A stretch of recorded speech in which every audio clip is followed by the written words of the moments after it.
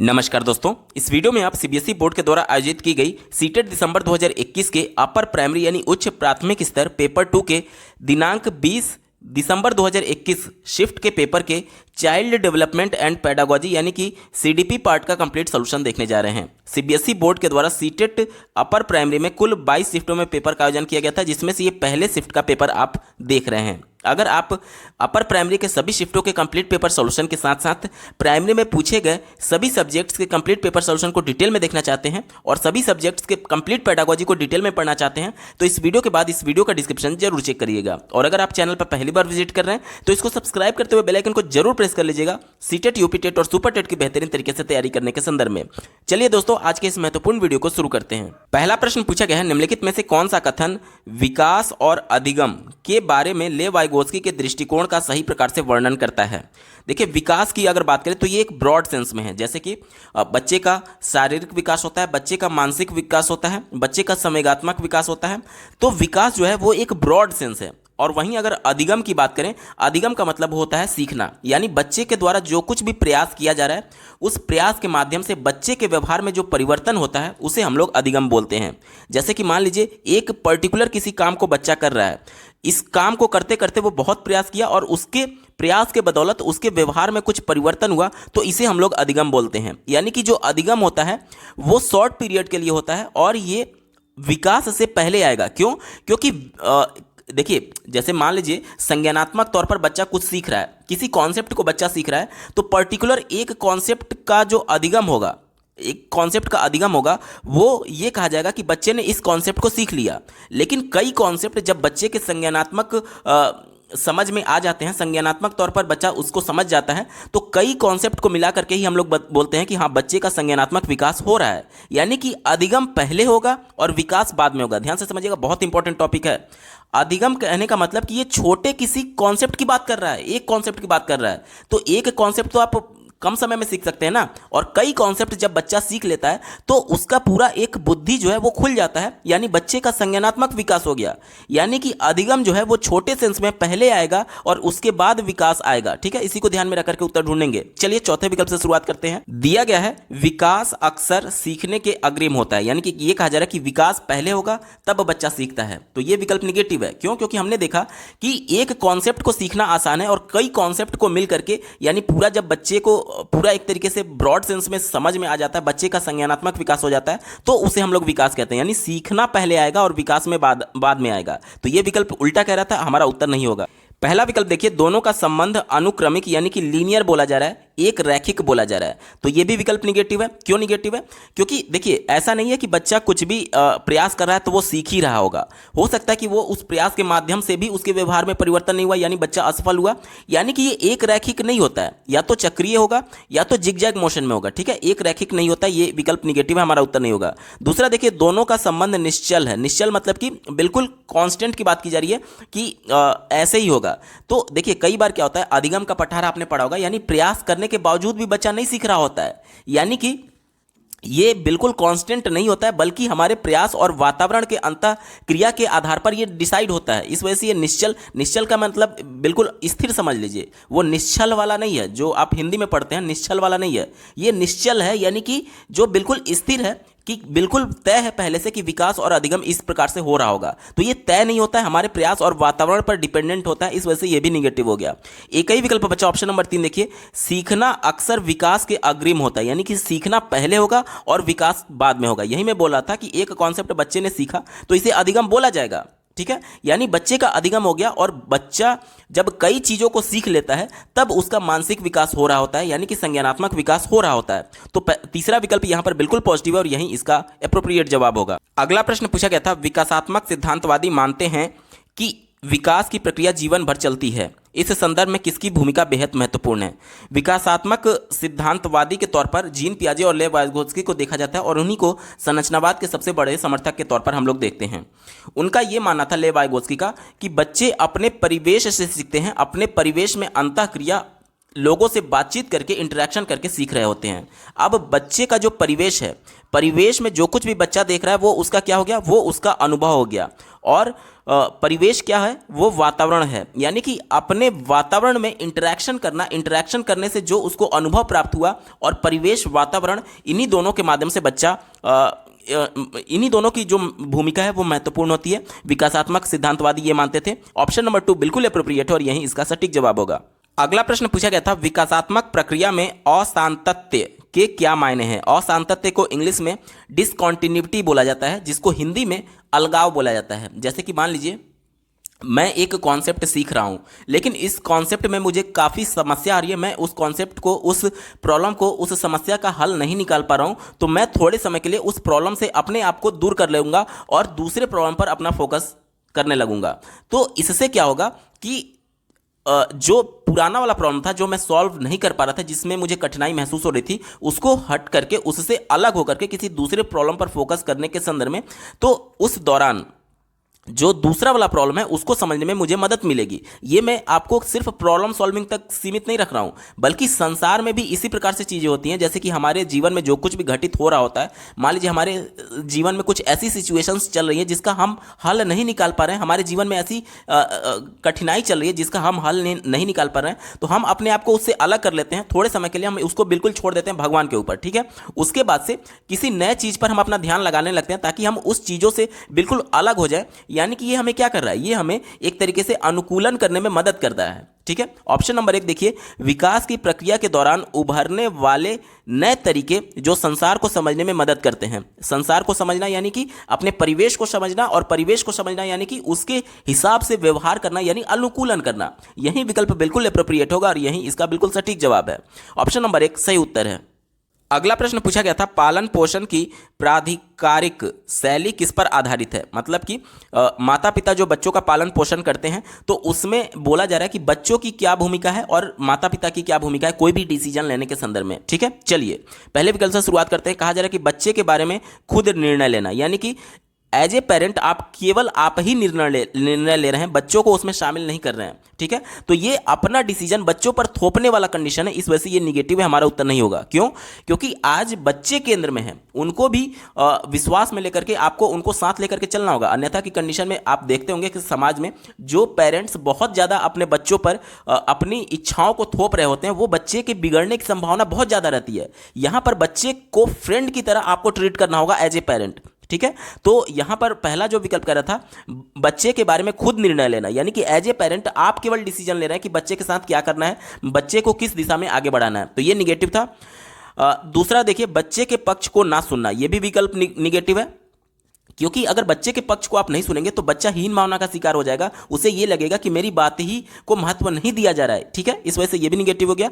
तीसरा देखिए, बच्चे से अविवेकपूर्ण मांग करना। अब जैसे मान लीजिए बच्चा सीखने में बहुत कठिनाई महसूस कर रहा है, बहुत अधिगम अक्षमता से जूझ रहा है, तो क्या आप उससे ये मांग करेंगे कि तुम यूपीएससी क्वालिफाई कर लो, आईएएस पीसीएस बनो?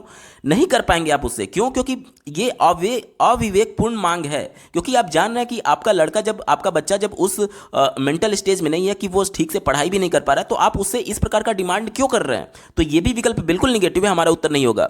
चौथा देखिए, जब संभव हो तब बच्चे के साथ साझेदारी में निर्णय लेना, यानी कि बच्चों को भी उस डिसीजन में शामिल कराना ताकि बच्चा भी कंफर्टेबल फील करे, अपने आप को सहज महसूस करे। यह विकल्प बिल्कुल एप्रोप्रिएट है और यही इसका सटीक जवाब होगा। अगला प्रश्न पूछा गया था, जीन पियाजे के अनुसार विकासात्मक बदलाव की प्रक्रिया निम्न में से किन विशिष्ट संज्ञानात्मक प्रकारों यानी फंक्शंस के द्वारा घटित होती हैं? ध्यान से समझिएगा, बहुत इंपॉर्टेंट प्रश्न है। जीन पियाजे की बात की गई है, तो पहले तो उन विकल्पों को हम लोग काट दें जो कि जीन पियाजे के द्वारा शब्द दिए ही नहीं गए थे। यहां पर देखिए, सामाजिक संप्रेक्षण की बात की गई है। सामाजिक, सांस्कृतिक, समाज से जुड़ा हुआ जो भी टर्म होगा वो लेव वाइगोत्स्की का है, ठीक है। तो सामाजिक जहां जहां भी आपको दिख रहा है, पहले तो आप उसको काट दीजिए। ये दो विकल्प तो हमारे हो नहीं सकते। अब बचा हमारे पास दो विकल्प, दूसरा और तीसरा। अब तीसरे में देखिए, परिपक्वता और अनुभव की बात की गई है। अनुभव क्या है? यानी बच्चा जो परिवेश में अंतःक्रिया कर रहा है, उसके माध्यम से जो उसको एक तरीके से अनुभव प्राप्त हो रहा है, जो उसको एक्सपीरियंस प्राप्त हो रहा है, उसकी बात कर रहा है। तो परिवेश में इंटरेक्शन क्या है? इंटरेक्शन यानी अंतःक्रिया, ये भी लेव वाइगोत्स्की का टर्म है, इस वजह से ये भी हमारा उत्तर नहीं होगा। एक ही विकल्प बचा, ऑप्शन नंबर 2 देखिए, समावेशन और समायोजन। ये जीन पियाजे का महत्वपूर्ण शब्द है, जिसके माध्यम से उन्होंने बताया था, थोड़ा सा मैं एक्सप्लेन कर देता हूं। देखिए, समावेशन के अंतर्गत उन्होंने ये बताया था कि बच्चे के माइंड में विभिन्न प्रकार के इंफॉर्मेशन को सेव करने के लिए स्कीमा होते हैं, यानी कि पैकेट ऑफ इंफॉर्मेशन। जिस प्रकार से आपके मोबाइल में विभिन्न फाइल्स को हैंडल करने के लिए, विभिन्न फाइल्स को स्टोर रखने के लिए अलग अलग फोल्डर्स बने, जैसे कि MP3 का अलग, वीडियो सॉन्ग्स का अलग, इसके अलावा कॉन्टेक्स्ट का अलग, सबका अलग अलग फाइल है। उसी प्रकार से बच्चे के माइंड में भी विभिन्न प्रकार के स्कीमा बने होते हैं, सेट ऑफ इंस्ट्रक्शन, जो कि इंफॉर्मेशन को कैटेगराइज करके, उसको वर्गीकृत करके अलग अलग उसके इंफॉर्मेशन के प्रकार के हिसाब से उसको स्कीमा में सेव कर रहा होता है। अगर कोई नया इंफॉर्मेशन बच्चे ने देखा, नया कोई चीज़ देखा और पुराने स्कीमा से हूबहू मैच करता है और कोई भी उसमें करेक्शन करने की आवश्यकता नहीं है, तो वो समावेशन होता है। यानी कि नई सूचना को पुराने स्कीमा में बिना बदलाव किए इंफॉर्मेशन को रिसीव करना समावेशन कहलाएगा। और समायोजन क्या होता है? अगर कोई नया इंफॉर्मेशन बच्चे ने देखा और पुराने इंफॉर्मेशन से कुछ विरोधाभास था, कुछ बच्चे को अटपटा लगा और अगर जरूरत पड़ी पुराने स्कीमा में बदलाव करने की, तब नए इंफॉर्मेशन को सेव करने से पहले पुराने स्कीमा या फिर नए इंफॉर्मेशन में या फिर पुराने इंफॉर्मेशन में बदलाव, यानी एडिट, बदलाव जहां पर भी आएगा वहां पर समायोजन होता है। एक उदाहरण मैं दे रहा हूं, आप ध्यान से समझिएगा। मान लीजिए एक बच्चे ने मान लीजिए कौवा को देखा था, ठीक है, कौवा काले रंग का होता है। तो कौवा को देखा तो उसको लगा, उसके पापा ने पहले दिन बताया कि बेटा ये कौवा है, तो बच्चा समझ गया कि काले रंग की जो भी चीज़ उड़ती हुई होगी उसे हम लोग कौवा बोलेंगे, ठीक है। अगले दिन बच्चे ने कोयल को देखा तो वो भी काली थी। अब बच्चे को लगा कि कल पापा ने बताया था कि कौवा काले रंग का होता है, तो ये भी काले रंग की है, यानी ये भी कौवा ही होगी। तो उसने पापा से बोला, देखिए पापा वो कौवा है। तो यहां पर देखिए, जब तक उसके इंफॉर्मेशन में कुछ विरोधाभास नहीं था, यानी कि लड़के ने, जो बच्चा है, उसने क्या किया, रंग के आधार पर कौवा और कोयल को एक ही समझ लिया। यानी कि पुराना इंफॉर्मेशन और नए इंफॉर्मेशन में जब तक विरोधाभास नहीं होगा और अगर उस इंफॉर्मेशन को वो हूबहू एक्सेप्ट कर रहा है बिना एडिट किए हुए, तो वो समावेशन होगा। यानी कि पहले दिन जब कौवे को देखा तो काले रंग का था, तो दूसरे दिन जब कोयल को देखा वो भी काला था। यानी विरोधाभास अभी तक नहीं है। क्यों नहीं है? क्योंकि वो केवल रंग के आधार पर बच्चे ने कैटेगराइज किया था, तो यहां पर समावेशन था। लेकिन जब उसके पापा ने बताया उसको कि नहीं बेटा ये कौवा नहीं बल्कि कोयल है, तब उसको ये लगा कि हर काली चीज कौवा नहीं हो सकती। उसके बाद उसने क्या किया, उसके बाद उसकी आवाज के आधार पर वर्गीकरण किया कि जो कांव कांव बोलेगा वो कौवा होगा और जो कू कू बोलेगी वो कोयल होगी। यानी कि अब देखिए, अब जब रंग के आधार पर पहले कैटेगराइज किया था, लेकिन उसमें पुराने इंफॉर्मेशन में चेंज करने की आवश्यकता पड़ी कि हर काली चीज कौवा नहीं होगी बल्कि जो कांव कांव बोलेगा वो कौवा होगा। यानी पुराने इंफॉर्मेशन में चेंज हुआ, पहले रंग के आधार पर वर्गीकृत किया गया था, अब आवाज के आधार पर वर्गीकृत किया गया। यानी कुछ ना कुछ इंफॉर्मेशन में एडिट करना पड़ा। तो जब एडिट करके नए इंफॉर्मेशन को प्राप्त करते हैं तो उसे समायोजन कहते हैं। और ये दोनों टर्म जीन पियाजे के द्वारा दिए गए थे। यही हमसे प्रश्न में पूछा गया था। विकल्प नंबर 2 बिल्कुल एप्रोप्रिएट होगा। अगला प्रश्न पूछा गया है, एक 5 साल की बच्ची को उसकी शिक्षिका ने 5 छोटे पत्थर दिए। ध्यान से समझिएगा, एक छोटी बच्ची है 5 साल की, उसको 5 छोटे पत्थर दिए गए हैं। आगे पढ़िए, बच्ची ने उन पत्थरों को अलग अलग प्रकार से लगाया। एक छोटी लाइन, मतलब कि इस प्रकार से छोटी लाइन में पत्थरों को 5 पत्थरों को इस प्रकार से लगाया। एक बड़ी लाइन, मतलब कि कुछ इस प्रकार से बड़ी बड़ी लाइन दूर दूर तक पत्थरों को रखा 5, ठीक है। और एक वर्त, यहां पर देखिए ये मिसप्रिंट है, वर्त नहीं बल्कि वृत्त है। यानी कि कुछ इस प्रकार से, मान लीजिए ये वृत्त है तो यहां पर पत्थरों को उसने 5 पत्थरों को इस प्रकार से रख दिया, ठीक है। अब आगे पढ़िए, फिर उसने पत्थरों को बार बार गिना। जब छोटी लाइन में पत्थरों को रखा था तो उसने गिना 1 2 3 4 और ये 5। और जब बड़ी लाइन में रखा तो उसे ये लग रहा था कि यहां पर तो यार पत्थरों की संख्या ज़्यादा हो सकती है, क्योंकि यहां पर पत्थर इतने दूर में फैले हुए हैं। उसके बाद से जब वृत्त में उसने रखा तो फिर उसके मन में आया, यार इसमें पत्थर इस प्रकार से कैसे अरेंज हो गए। यानी कि उसे समझ में नहीं आ रहा था कि पत्थर बार बार दूर दूर और किस प्रकार से अरेंज हो रहे हैं, इसलिए वो बार बार पत्थरों को गिन रही थी। अब हमसे प्रश्न पूछा जा रहा है कि पियाजे के अनुसार यह बच्ची निम्न में से किस संज्ञानात्मक स्कीमा को ग्रहण करने की कोशिश कर रही है। वो संख्या का संरक्षण करने की कोशिश कर रही है। संख्या का संरक्षण क्या होता है? यानी कि प्रत्येक परिस्थिति में भले ही जो पत्थर है उसका पोजीशन बदल जा रहा है, बावजूद इसके वो ये समझने की कोशिश कर रही है कि पहले भी लाइन में 5 पत्थर थे, दूसरे भी लाइन में 5 पत्थर थे और इस वृत्त में भी 5 ही पत्थर है। इसी को संख्या का संरक्षण बोलते हैं। ऑप्शन नंबर 4 बिल्कुल एप्रोप्रिएट है और यही इसका सटीक जवाब होगा। अगला प्रश्न पूछा गया है, लेव वाइगोत्स्की के अनुसार संज्ञानात्मक विकास के लिए निम्न में से किसकी मध्यस्थता आवश्यक है। तो लेव वाइगोत्स्की का सिद्धांत ये बोलता है कि सामाजिक सांस्कृतिक अंतःक्रिया का सिद्धांत, यानी कि सामाजिक वर्ड और सांस्कृतिक वर्ड बहुत ज़्यादा महत्वपूर्ण है। यानी कि संस्कृति जो है, जो बच्चों की सांस्कृतिक पृष्ठभूमि है, वो एक टूल के तौर पर लेव वाइगोत्स्की ने देखा था और इसी के माध्यम से बच्चे सीखते हैं, ठीक है। चलिए ऑप्शंस में चलते हैं। दिए गए विकल्प में देखिए, ऑप्शन नंबर 1 सांस्कृतिक औजार, टूल मैंने आपको वर्ड यूज किया था, टूल्स मीन्स औजार की बात की जा रही है। ऑप्शन नंबर 1 यहां पर बिल्कुल एप्रोप्रिएट होगा। अगला प्रश्न पूछा गया था, लेव वाइगोत्स्की के अनुसार समीपस्थ विकास के क्षेत्र को किस प्रकार बढ़ावा दिया जा सकता है, यानी कि जोन ऑफ प्रॉक्सिमल डेवलपमेंट की बात की जा रही है, जेडपीडी की बात की जा रही है। सबसे पहले तो ये जानते हैं जेडपीडी होता क्या है। जैसे कि मान लीजिए आप ये पेपर क्यों देख रहे हैं, सीटेट के अपर प्राइमरी सीडीपी का पेपर क्यों देख रहे हैं, क्योंकि आप अपने प्रयास से एक स्तर तक पहुंच पा रहे थे, लेकिन आपको थोड़ा सा पुशअप की जरूरत थी। आप अपने मदद के हिसाब से, अपने खुद के प्रयास के हिसाब से यहां तक पहुंच पा रहे थे, लेकिन कुछ प्रॉब्लम थी जिसकी वजह से आप पूरा पेपर सॉल्व नहीं कर पा रहे थे। यहां पर मेरे द्वारा कुछ आपको सपोर्ट दिया गया और आपका पोजीशन यहां से चल करके यहां तक आ गया, यानी पूरा कॉन्सेप्ट आपको समझ में आने लगा। यानी कि वह क्षेत्र जहां तक आप पहुंच पा रहे थे और वह क्षेत्र जहां पर मेरी मदद की वजह से आप पहुंच पा रहे हैं, इन दोनों के बीच का जो एरिया होता है इसे ही जोन ऑफ प्रॉक्सिमल डेवलपमेंट बोलते हैं। जोन मींस क्या होता है, एक पर्टिकुलर क्षेत्र की बात की जाती है, एरिया की बात की जाती है, पॉइंट नहीं होता है बल्कि एरिया होता है। यानी आप अपने प्रयास की मदद से यहां तक पहुंच रहे थे और मेरे प्रयास की मदद से आप यहां तक पहुंच जा रहे हैं, तो दोनों के बीच का जो क्षेत्र है इसे ही जोन ऑफ प्रॉक्सिमल डेवलपमेंट बोलते हैं। तो आखिर यह संभव कैसे हो पा रहा है, कैसे संभव हो पा रहा है कि आपका प्रयास यहां तक था और मेरे द्वारा किए गए प्रयास की वजह से आप यहां तक पहुंच पा रहे हैं। जो मैं आपसे इंटरेक्शन कर रहा हूं, जो मैं आपसे कम्युनिकेट कर रहा हूं, जो मैं चीजें आपको समझाने की कोशिश कर रहा हूं, उसके माध्यम से हो पा रहा है। यानी कि संवाद यहां पर इंपॉर्टेंट है। दिए गए विकल्प में देखिए ऑप्शन नंबर 1 में दिया गया है संवाद, यानी कि कम्युनिकेशन, इंटरेक्शन, सहयोगात्मक संवाद यहां पर बिल्कुल एप्रोप्रिएट होगा और यही इसका बिल्कुल सटीक जवाब है। अगला प्रश्न पूछा गया है, लॉरेंस कोहलबर्ग द्वारा सुझाई गई पश्च परंपरागत नैतिकता के अंतर्गत स्तर 5 की नैतिकता क्या अंकित करती है। ध्यान से समझिएगा, बहुत इंपॉर्टेंट क्वेश्चन है। देखिए लॉरेंस कोहलबर्ग ने बच्चों में नैतिकता किस प्रकार से जन्म लेती है इसके संबंध में एक सिद्धांत दिया था, जिसके माध्यम से उन्होंने 3 अलग अलग कैटेगरी बनाई थी। पहला बनाया था प्री कन्वेंशनल स्टेज, जिसको हम लोग पूर्व परंपरागत नैतिकता कहते हैं। दूसरा कन्वेंशनल स्टेज जिसमें परंपरागत नैतिकता आती है और तीसरा पोस्ट कन्वेंशनल स्टेज जिसमें पश्चिम परंपरागत नैतिकता आती है। यही लास्ट वाला जो कैटेगरी था उसमें भी 2 कैटेगरी उनके द्वारा बनाया गया, जिसमें से पहला कैटेगरी यानी 5वां स्तर हमसे पूछा जा रहा है। क्योंकि प्रत्येक कैटेगरी में 2-2 स्तर था, तो 2 को छोड़ करके ये तीसरा है, तो 4 तो पहले ही हो चुके हैं और ये तीसरे वाले में 5वां स्तर हमसे पूछा जा रहा है। तो इसके अंतर्गत उन्होंने ये बताया था कि ऐसे नैतिक नियमों को प्रतिपादित करना जो आचार संहिता से परे हो। जैसे कि मान लीजिए समाज में जो कुछ भी पहले से व्याप्त है, यानी कि समाज के द्वारा पहले से उसको स्वीकृति दी गई है। जैसे कि पहले बाल विवाह होता था, बच्चे बच्चियों की कम उम्र में ही शादी हो जाती थी, यानी कि समाज की वो अवधारणा थी और पूरा समाज उसको फॉलो करता था। लेकिन कभी ना कभी किसी के मन में इसके प्रति विरोध उत्पन्न हुआ होगा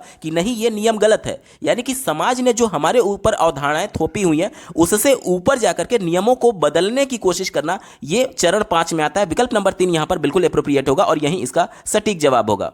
सीटेट की परीक्षा में मान लीजिए आपको उत्तर नहीं भी पता है, फिर भी आप कैसे सटीक उत्तर तक पहुंच सकते हैं, इसका उदाहरण ये वाला प्रश्न बहुत अच्छी तरीके से आपको समझ में आएगा। ध्यान से समझिएगा, मैं मान रहा हूं कि मुझे उत्तर बिल्कुल भी नहीं पता है। अगला प्रश्न पूछा गया है, एक प्रगतिशील शिक्षिका को अपनी कक्षा में किस प्रकार रवैया अपनाना चाहिए। यहां पर देख लीजिए, प्रगतिशील कक्षा की बात की जा रही है, यानी कि आज के जमाने की बात की जा रही है। राष्ट्रीय शिक्षा नीति 2020 ये कहती है कि बच्चों को स्वतंत्र वातावरण में खुद करके सीखने का मौका दिया जाना चाहिए। आपको इतना तो बेसिक पता ही होना चाहिए, ठीक है। चलिए, इतना अगर आपको पता है कि स्वतंत्र वातावरण देना है, तो एज ए टीचर आप बच्चों को कंट्रोल नहीं करेंगे, बल्कि उसको खुद करके गतिविधि में पार्टिसिपेट करके सक्रिय भूमिका के माध्यम से उसको सीखने का मौका देंगे। यानी कि जहां जहां पर कंट्रोल करने की बात आएगी वो वाला विकल्प निगेटिव हो जाएगा। यहां तक क्लियर। चलिए, जहां पर भी नियंत्रण आया यानी कि कंट्रोल करने की बात आ रही है, सबसे पहले मैं उन विकल्पों को काट दे रहा हूं। देखिए 2 विकल्प और ये 3 विकल्प, 3 विकल्प में नियंत्रण दिया गया, तो 3 विकल्प तो ऐसे ही आपके कट गए निगेटिव होने की वजह से, बचा एक ही विकल्प। अब आपको कुछ सोचना ही नहीं है, यही विकल्प बिल्कुल पॉजिटिव है, सहानुभूति, वास्तविकता और परवाह। ये विकल्प बिल्कुल एप्रोप्रिएट है और यही इसका सटीक जवाब होगा। अगला प्रश्न पूछा गया था, बच्चों की बुद्धिमत्ता का आकलन करने के लिए IQ यानी कि इंटेलिजेंट कोशेंट का इस्तेमाल करने के क्या मुख्य सरोकार हैं। ध्यान से समझिएगा, हमसे प्रश्न ये पूछा जा रहा है कि जब बच्चों की परीक्षा ली जाती है, परीक्षा के माध्यम से बच्चों को नंबर दिया जाता है, तो उसके माध्यम से तो हमें पता चल जाएगा कि बच्चे कितना परफॉर्म कर पा रहे हैं या फिर कौन सा बच्चा किस प्रकार से अधिगम कर पा रहा है या नहीं, उसके नंबर को देख करके हम लोग पता कर सकते हैं। बावजूद इसके हम स्कूलों में IQ टेस्ट बच्चों का लेते हैं। ये क्यों किया जाता है, ये हमसे पूछा जा रहा है। चलिए, पहला विकल्प दिया गया है प्राप्तांकों की अस्थिरता। देखिए ये विकल्प बिल्कुल एप्रोप्रिएट है, हमारा उत्तर होगा प्राप्तांकों की अस्थिरता। यानी कि जो बच्चे नंबर पाते हैं, परीक्षा में नंबर पाते हैं, वो कई बार बहुत अच्छा परफॉर्म कर रहे होते हैं एक ही बच्चा, और कई बार बहुत कम नंबर पा रहा होता है। यानी कि केवल नंबर देख करके कि बच्चा पिछली बार इतना नंबर पाया था और इस बार इतना कम नंबर पाया है, तो केवल नंबर के आधार पर हम बच्चे का जो मानसिक विकास है या फिर बच्चा किस तरीके से सोच पा रहा है, कॉन्सेप्ट को समझ पा रहा है या नहीं समझ पा रहा है, ये चीज़ें हम नहीं समझ पाएंगे। क्यों? क्योंकि जब बहुत अच्छा नंबर पाया होगा वही बच्चा, तो हमें लगेगा कि नहीं नहीं बच्चा तो बहुत तेज है, और जब बहुत कम नंबर पाया होगा तब हमें लगेगा यार बच्चा तो कुछ सीख ही नहीं पा रहा है। तो इतना विरोधाभास होता है, इस वजह से हमें जरूरत ये पड़ती है कि IQ टेस्ट लिया जाए। ठीक है। दूसरा देखिए, परीक्षा में सांस्कृतिक पूर्वाग्रह। कई बार क्या होता है कि सांस्कृतिक तौर पर जैसे कि एक कक्षा में अलग अलग सांस्कृतिक पृष्ठभूमि से आए हुए बालक हैं, तो पर्टिकुलर किसी एक बालक की संस्कृति के संदर्भ में अगर कोई टीचर पहले से पूर्वाग्रह बना लिया है तो जाहिर सी बात है उसको कम नंबर मिलेंगे। क्यों? क्योंकि उससे रिलेटेड वो प्रश्न ही नहीं पूछा जाएगा। ठीक है। तो NCF 2005 और राष्ट्रीय शिक्षा नीति 2020 दोनों ये कहती है कि बच्चों को परिवेश से जोड़कर के शिक्षा देनी है, यानी कि प्रत्येक बच्चे का सांस्कृतिक पृष्ठभूमि इंपॉर्टेंट है, और अगर किसी बच्चे के सांस्कृतिक पृष्ठभूमि के प्रति किसी टीचर ने पूर्वाग्रह बना लिया है तो निश्चित तौर पर उसको कम नंबर मिलेंगे। इस वजह से कम नंबर मिलने की वजह से हम उस नंबर के आधार पर बच्चे का मूल्यांकन नहीं कर सकते कि बच्चा कितना जानता है, कितना समझता है, क्योंकि जिस टॉपिक के बारे में उसको पूछना चाहिए था, जिस टॉपिक से संदर्भ लेते हुए पूछना चाहिए था, उसके बारे में टीचर ने उसको इग्नोर कर दिया था। इस वजह से यहां पर IQ टेस्ट की जरूरत पड़ती है। ठीक है। तो यह भी बिल्कुल एप्रोप्रिएट हो गया। तीसरा देखिए, परीक्षा का उत्पादक केंद्रित होना, यानी कि एग्जाम ओरिएंटेड होने की वजह से भी IQ टेस्ट की जरूरत पड़ती है। कैसे? देखिए, कई बार क्या होता है कि बच्चे परीक्षा में अच्छा नंबर लाने के लिए चीज़ों को रट रहे होते हैं, तो रटने की वजह से वो परीक्षा में तो अच्छे नंबर ला लेते हैं, लेकिन उनका मानसिक स्तर उस हिसाब से नहीं होता है। ठीक है। क्योंकि जैसे ही परीक्षा खत्म होगी वो चीज़ों को सीखे तो है नहीं, सिर्फ रटे हुए हैं, तो परीक्षा खत्म होते ही वो इन चीज़ों को भूलने लगते हैं। इस वजह से मेंटल एक तरीके से IQ टेस्ट लेना जरूरी है बच्चों का, कि बच्चे वास्तव में कितना जानते हैं, वो चीज़ों को रट रहे हैं या फिर समझ रहे हैं, ये अंतर समझने के लिए IQ टेस्ट लिया जाता है। ठीक है। तो ये भी बिल्कुल एप्रोप्रिएट होगा। चौथा देखिए, बच्चों का नामांकित करना। देखिए, रिजल्ट के माध्यम से फर्स्ट, सेकेंड, थर्ड ये सभी चीज़ें घोषित की जाती हैं, यानी कि बच्चों को नॉमिनेट किया जाता है, नामांकित किया जाता है। तो बच्चा फर्स्ट आया है, क्या वो उस लायक है, ये जानने के लिए IQ टेस्ट लिया जाता है, यानी ये भी बिल्कुल एप्रोप्रिएट होगा। यानी कि चारों इसके विकल्प एप्रोप्रिएट है। प्रश्न में हमसे यही पूछा गया था कि IQ टेस्ट आखिर लिया क्यों जाता है, इसका सरोकार क्या है, तो इन्हीं सभी कारणों की वजह से लिया जाता है। ऑप्शन नंबर 2 में देखिए 1, 2, 3, 4 की बात की गई है, विकल्प नंबर 2 बिल्कुल एप्रोप्रिएट होगा। अगला प्रश्न पूछा गया था, हार्वर्ड गार्डनर के अनुसार अंतर वैयक्तिक बुद्धिमत्ता वाले व्यक्ति की क्या विशेषता है। अंतर वैयक्तिक को अंग्रेजी में इंट्रापर्सनल कहते हैं। ठीक है। इंट्रापर्सनल यानी कि खुद की बात की जा रही है, और दूसरा होता है अंतः वैयक्तिक जो कि इंटरपर्सनल होता है, और इंटरपर्सनल यानी कि परस्पर दो लोगों के बीच की बात होती है। यानी कि इंट्रापर्सनल जो कि प्रश्न में आपसे पूछा गया अंतर वैयक्तिक, ये व्यक्ति अपने अंदर की जटिल भावनाओं और शक्तियों और कमजोरियों को पहचानने के लिए हार्वर्ड गार्डनर ने बताया था, जो खुद के अंदर की समस्याओं, खुद के अंदर की शक्तियों को पहचानने की बात करे वो अंतर वैयक्तिक बुद्धि है। ऑप्शन नंबर 3 में देखिए, स्वयं की जटिल भावनाओं, शक्तियों एवं कमजोरियों का ज्ञान, ये विकल्प बिल्कुल एप्रोप्रिएट होगा, यही इसका सटीक जवाब है। अंतर वैयक्तिक यानी इंट्रापर्सनल की जब बात करेगा तो स्वयं की बात होगी, और जब इंटरपर्सनल की बात करेगा, अंतः वैयक्तिक की बात करेगा, तब दूसरे व्यक्तियों की बात होती है, तब ये उत्तर होता अगर प्रश्न में इंटरपर्सनल पूछा रहता। प्रश्न में इंट्रापर्सनल पूछा गया, इस वजह से विकल्प नंबर 3 बिल्कुल एप्रोप्रिएट होगा। अगला प्रश्न पूछा गया था, जेंडर के संदर्भ में एक शिक्षिका को कक्षा में बच्चों को किस लिए प्रेरित करना चाहिए। जेंडर क्या होता है? देखिए, 2 टर्म होते हैं, पहला लिंग और दूसरा जेंडर। जेंडर क्या होता है कि समाज के द्वारा महिला और पुरुष के आधार पर हमारे ऊपर कुछ जिम्मेदारियां थोपी गई हैं कि जो पुरुष है वो घर से बाहर जाकर के कमाएगा, आजीविका के साधन जुटाएगा, और जो महिला है वो घर का काम करेंगी। यानी कि लिंग के आधार पर समाज के द्वारा जो हमारे ऊपर थोपी गई संरचना होती है उसे हम लोग जेंडर कॉन्सेप्ट बोलते हैं। ठीक है। और लिंग क्या होता है? ये एक बायोलॉजिकल कॉन्सेप्ट है, यानी कि जिस प्रकार से हम लोग बायोलॉजी के तौर पर महिला और पुरुष तय होते हैं, हमारे शरीर के अंतर विभिन्न प्रकार के अंतर होने की वजह से उसे हम लोग लिंग बोलते हैं। ठीक है। तो लिंग और जेंडर को एक मत समझिएगा, लिंग और जेंडर अलग अलग कॉन्सेप्ट है। जेंडर यानी कि समाज के द्वारा हमारे ऊपर जो चीजें, जो संरचनाएं थोपी गई हैं लिंग के आधार पर कि लड़के बाहर का काम करेंगे और लड़कियां घर का काम करेंगी, ये जेंडर का कॉन्सेप्ट होता है। ठीक है। चलिए इसी को ध्यान में रखकर के उत्तर ढूंढेंगे। कहा जा रहा है कि जेंडर के संदर्भ में एक शिक्षिका को कक्षा में बच्चों के किसके लिए प्रेरित करना चाहिए, तो जेंडर के संदर्भ में समाज ने हमारे ऊपर जो रूढ़िबद्ध विचार को थोपा हुआ है कि लड़के ही सिर्फ बाहर का काम करेंगे, लड़के ही सिर्फ आजीविका जुटाएंगे, इसमें लचीलापन लाना चाहिए कि लड़कियों को भी प्रेरित करना चाहिए कि वह आजीविका जुटाए, और लड़के भी घर के काम के लिए बिल्कुल प्रेरित होने चाहिए। यानी कि ये एक कॉन्सेप्ट नहीं होना चाहिए कि बिल्कुल सब कुछ बंधा हो पहले से कि लड़के हैं तो यही काम करेंगे और लड़कियां हैं तो यही काम करेंगी। यानी कि जेंडर रूढ़िवादिता जो पहले से समाज ने हमारे ऊपर थोप रखा है उसमें लचीलापन लाने की आवश्यकता है। विकल्प नंबर 4 यहां पर बिल्कुल एप्रोप्रिएट है और यही इसका सटीक जवाब होगा। अगला प्रश्न पूछा गया था, सीखने में विविधता रखने वाले विद्यार्थियों की कक्षा में एक शिक्षक को क्या करना चाहिए। ध्यान से समझिएगा, बहुत इंपॉर्टेंट प्रश्न है समावेशी कक्षा का। समावेशी कक्षा ये कहती है कि बच्चे जो कि शारीरिक अक्षमता से जूझ रहे हैं, जैसे कि कोई दृष्टि बाधित हो सकता है, कोई मुख बाधित हो सकता है, कोई श्रवण बाधित हो सकता है, अधिगम विकार से जूझ रहे हैं, जैसे कि कोई डिसलेक्सिया, डिसकैलकुलिया, डिसग्राफिया से जूझ रहा हो सकता है, कोई बहुत प्रतिभाशाली और कोई बहुत कमजोर है, कोई मध्यम है, यानी कि विविधता रखने वाली ये कक्षा है। ठीक है, तो इसमें शिक्षक को क्या करना चाहिए। देखिए, शिक्षक को अलग अलग तरीकों से सूचना को रिप्रेजेंट करना चाहिए, यानी कि क्रिएटिव तरीके से सूचना को रिप्रेजेंट करना चाहिए। इससे फायदा क्या होगा। देखिए, जो बच्चा सुन नहीं सकता, जाहिर सी बात है जब आप मौखिक तौर पर उसको पढ़ाएंगे तो वो सुन करके रिस्पॉन्स तो करेगा नहीं, यानी उसके लिए आवश्यकता यह है कि कुछ विजुअल क्लिप्स उसको दिखाया जाए, उसके माध्यम से बच्चे को समझाया जाए। जो बच्चा बोल नहीं सकता, अब आपने कुछ पूछा तो आपका रिस्पॉन्स कैसे वो देगा। जाहिर सी बात है उसके लिए साइन लैंग्वेज की आवश्यकता है, ताकि हाथों के इशारों के माध्यम से वो चीजों को समझ पाए और आपको समझा पाए।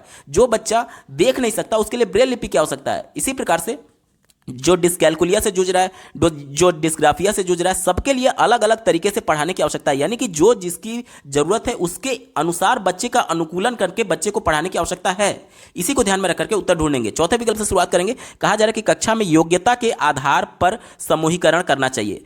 योग्यता के आधार पर बांटने की बात जहां पर भी आएगी वो विकल्प निगेटिव होता है। कैसे, ध्यान से समझिएगा। मान लीजिए कक्षा में 5 बहुत ज्यादा प्रतिभाशाली बच्चे हैं, तो 5 को हमने अलग कर दिया, और 5 बच्चे बहुत कमजोर हैं तो उनको अलग कर दिया। अब जो कमजोर बच्चे थे वो पहले से ही नहीं समझ पा रहे थे, अब जब उनको अलग किया जाएगा तो उनके मन में एक निगेटिविटी आएगी कि एक तो मैं पहले से नहीं समझ पा रहा था, ऊपर से मुझे और अलग किया जा रहा है, यानी कि बच्चे में नकारात्मक विचार आएगा। और जहां पर भी नकारात्मक विचार आएगा, बच्चे की रुचि धीरे धीरे खत्म होगी, और रुचि खत्म होने की वजह से बच्चे का इंटरनल मोटिवेशन खत्म होगा और वो अर्थपूर्ण अधिगम नहीं कर पाएगा। यह विकल्प निगेटिव है, इस वजह से हमारा उत्तर नहीं होगा। तीसरा देखिए, विशिष्ट उपलब्धि एवं प्राविधिक कक्षाएं बनाना। विशिष्ट उपलब्धि मतलब ये विशेष योग्यता की ही तरफ बात कर रहा था कि जिन्होंने बहुत अच्छा परफॉर्म कर रहे हैं, जो कक्षा में बहुत अच्छा परफॉर्म कर रहे हैं, उसके आधार पर प्राविधिक कक्षाएं बनाने की बात कर रहे थे, यानी ये भी अलगाव की बात कर रहा है। जबकि समावेशी कक्षा सबको साथ लेकर के चलने की बात करता है और ये अलगाव की बात कर रहा था। हमारा उत्तर नहीं होगा। पहला विकल्प देखिए, पढ़ाने के मानकीकृत स्तर को पहचानना। मानकीकृत यानी स्टैंडर्ड।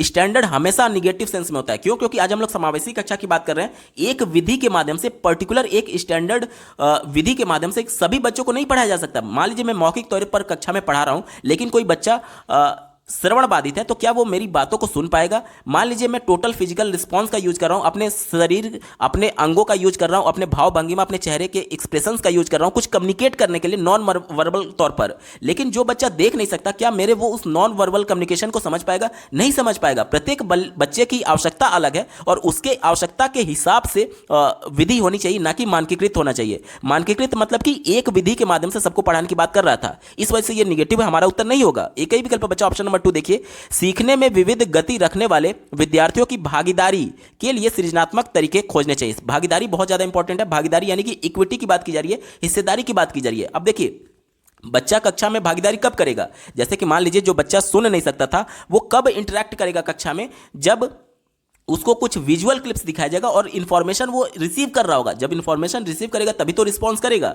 जो बच्चा देख नहीं सकता वो कब रिस्पॉन्स करेगा? जब उसको कुछ महसूस कराने के लिए ब्रेल लिपि जैसी चीजें दिखाई जाएंगी, ताकि वो छू करके महसूस कर पाए और हमारे प्रश्नों को रिस्पॉन्स कर पाए। यानी कि उसकी भागीदारी तभी हो सकती है जब उसकी आवश्यकताओं को पूर्ण किया जाए। और उसकी आवश्यकता को कैसे पूर्ण किया जा सकता है? सृजनात्मक तरीके खोज करके। ऑप्शन नंबर 2 बिल्कुल अप्रोप्रिएट है और यही इसका सटीक जवाब होगा। अगला प्रश्न पूछा गया था, निर्माणात्मक आकलन का प्रयोग मुख्यतः। निर्माणात्मक आकलन, देखिए 2 प्रकार से आकलन होता है। एक निर्माणात्मक, जिसे हम लोग संरचनात्मक आकलन भी बोलते हैं, और दूसरा होता है योगात्मक आकलन। ठीक है, सबसे पहले योगात्मक आकलन के बारे में जान लेते हैं। जो सत्र के अंत में जो फाइनल परीक्षा होती है उसे हम लोग योगात्मक आकलन के तौर पर देखते हैं। और जो सत्र के बीच में बच्चे को आ रही समस्या और उसको फीडबैक देने के लिए जो आकलन किया जाता है उसे निर्माणात्मक आकलन या फिर संरचनात्मक आकलन कहा जाता है। ठीक है, चलिए इसी को ध्यान में रखकर के उत्तर ढूंढेंगे। दूसरा विकल्प देखिए, शिक्षकों को बेहतर योजना बनाने एवं विद्यार्थियों को सहयोगात्मक एवं गैर मूल्यांकित प्रतिपुष्टि देने के लिए किया जाता है। मैंने फीडबैक की बात की थी, यानी प्रतिपुष्टि उसी को कहा जाता है। सहयोगात्मक मतलब कि बच्चे को कोई कॉन्सेप्ट सीखने में दिक्कत आ रही है तो एक कॉन्सेप्ट पढ़ाने के बाद से या फिर एक चैप्टर पढ़ाने के बाद से बच्चे का संरचनात्मक मूल्यांकन टीचर के द्वारा किया जाता है उस पर्टिकुलर संप्रत्यय कॉन्सेप्ट में आ रही समस्याओं को पहचानने के लिए। और जब समस्या को पहचान लिया जाएगा तब बच्चे का रेमेडियल टीचिंग किया जाएगा, यानी बच्चे का सहयोग किया जा रहा है। और सहयोग करने के लिए पहले हम लोग उसको टेस्ट किए थे, डायग्नोस्टिक टेस्ट किए थे, और उसके बाद प्लानिंग करते हैं कि हाँ किन किन बच्चों को रेमेडियल टीचिंग की आवश्यकता है, यानी कि हम योजना बना रहे हैं, प्लानिंग कर रहे हैं। यानी ऑप्शन नंबर 2 बिल्कुल एप्रोप्रिएट है और यही इसका सटीक जवाब हो जाएगा। विकल्प नंबर 2 सही जवाब है। अगला प्रश्न पूछा गया था बहुसांस्कृतिक शिक्षा का उद्देश्य क्या है, ध्यान से समझिएगा। बहुसांस्कृतिक शिक्षा कहने का मतलब कि एक ही कक्षा में विभिन्न प्रकार की सांस्कृतिक पृष्ठभूमि से आए हुए बालक एक ही साथ पढ़ सके, इसका मतलब ये होता है, जो कि समावेशी कक्षा का भी प्रमुख उद्देश्य होता है।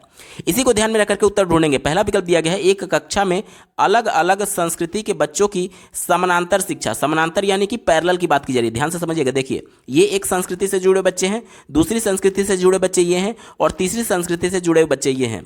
पैरेलल का मतलब ये है कि ये कभी एक दूसरे को टच नहीं करेंगे, एक दूसरे से इंटरेक्शन नहीं कर पाएंगे, ये लाइन कभी एक दूसरे को क्रॉस नहीं करेगी। तो ये समावेशी कक्षा का विरोध है। समावेशी कक्षा ये कहता है कि चाहे किसी भी सांस्कृतिक पृष्ठभूमि से बच्चा क्यों ना आया हो, सबको एक साथ लेकर के चलना है, एक ही कक्षा में मिल करके पढ़ाना है, सबको साथ लेकर के। यहाँ पर पैरेलल शिक्षा का मतलब कि सबको संस्कृतियों को एक साथ पढ़ाया तो जा रहा है, लेकिन सबको अलग अलग ट्रीट किया जा रहा है, पैरेलल होने की वजह से, समानांतर होने की वजह से। इस वजह से ये विकल्प निगेटिव है, हमारा उत्तर नहीं होगा।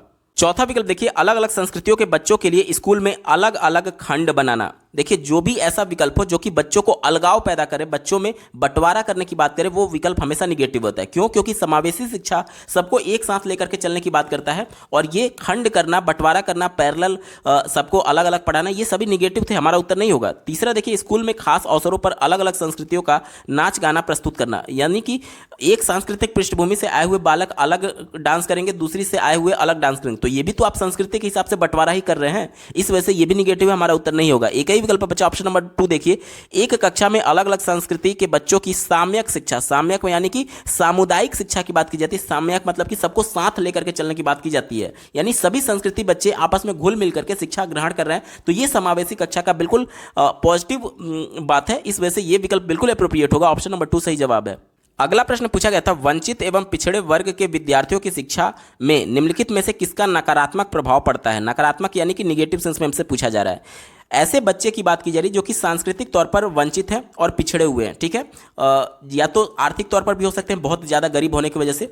तो इनके बारे में कौन सा ऐसा विकल्प है जो कि नकारात्मक प्रभाव इनकी शिक्षा पर डालेगा। चलिए पहला दिया गया पूर्वाग्रहों का। पूर्वाग्रह यानी कि बच्चे के प्रति शिक्षक अपने मन में पहले ही ये अवधारणा बना चुका है कि ये बहुत गरीब है तो ये क्या पढ़ेंगे, तो ये पूर्वाग्रह जो है वो बच्चों की शिक्षा को पूरी तरीके से प्रभावित करेगा, वो भी नकारात्मक तौर पर। क्यों? क्योंकि टीचर ने अपने मन में पहले ही पूर्वाग्रह बना लिया है कि ये बच्चे गरीब है, सांस्कृतिक पृष्ठभूमि, आर्थिक रूप से पिछड़े हुए हैं, तो इनको ये अच्छे तरीके से नहीं सीख सकते। तो जब टीचर ही पहले मान ले कि बच्चा नहीं सीख सकता तो उसका नकारात्मक प्रभाव तो पड़ेगा ही बच्चों पर। इस वजह से ये विकल्प बिल्कुल एप्रोप्रिएट है नकारात्मक प्रभाव के संदर्भ में। दूसरा देखिए ज्ञान की स्थानीय संरचनाओं की समझ के अभाव। अब देखिए एनसीएफ 2005 बच्चों के संदर्भ में ये कहता है कि उनको उनके परिवेश से जोड़ करके बताना है। अब मान लीजिए एज ए टीचर आप उनकी सांस्कृतिक पृष्ठभूमि के बारे में नहीं जानते हैं, उनके स्थानीय संरचनाओं के बारे में नहीं जानते हैं, तो उससे जोड़ेंगे कैसे, उसको आधार बना करके आगे की शिक्षा कैसे देंगे। यानी कि टीचर का भी उसके बच्चे के स्थानीय संरचना की समझ होना आवश्यक था, लेकिन यहाँ पर टीचर नहीं समझ पाया है उनकी स्थानीय संरचना को। इस वजह से ये नकारात्मक प्रभाव डालेगा बच्चों की शिक्षा पर। ऑप्शन नंबर 2 भी बिल्कुल एप्रोप्रिएट होगा। तीसरा देखिए अवरोही पाठ्यचर्या। अवरोही यानी कि अवरोही का मतलब होता है घटते हुए क्रम में, और इसी को दूसरा नाम कहा जाता है कठिन से सरल की ओर। तो हम लोग सरल से कठिन की ओर चलते हैं, और ये विकल्प अवरोही पाठ्यचर्या यानी कठिन से सरल की ओर बात कर रहा था। इस वजह से ये भी निगेटिव है और बच्चों की शिक्षा पर नकारात्मक प्रभाव डालेगा, यानी ये भी बिल्कुल सही हो जाएगा। चौथा देखिए स्थानीय संस्कृति एवं भाषा पर आधारित पाठ्यचर्या। स्थानीय संस्कृति यानी बच्चों की जो संस्कृति है और जो बच्चों की भाषा यानी मदर टंग की बात की जा रही है, उस पर आधारित जो पाठ्यचर्या होगी वो बच्चों को हेल्प करेगी पॉजिटिव तौर पर चीज़ों को सीखने में। तो ये तो इसका उल्टा कह रहा है ना कि हमसे प्रश्न में पूछा गया था कि नकारात्मक प्रभाव कौन डालेगा, ये तो पॉजिटिव रिस्पांस डालेगा ना, सकारात्मक प्रभाव डालेगा। इस वजह से ये हमारा उत्तर नहीं होगा क्योंकि पॉजिटिव था और चूंकि प्रश्न में हमसे नेगेटिव पूछा गया था, ठीक है। यानी कि 1, 2 और 3 वाला नकारात्मक तौर पर प्रभाव डालेगा। दिए गए विकल्प में देखिए ऑप्शन नंबर 2 में 1, 2, 3 दिया गया, विकल्प नंबर 2 बिल्कुल सही जवाब होगा। अगला प्रश्न पूछा गया था सृजनात्मक सोच यानी कि क्रिएटिविटी की बात की जा रही है, निम्न में से किसके द्वारा बढ़ावा नहीं दिया जा सकता। निगेटिव सेंस में पूछा गया, ठीक है, ध्यान रखिएगा।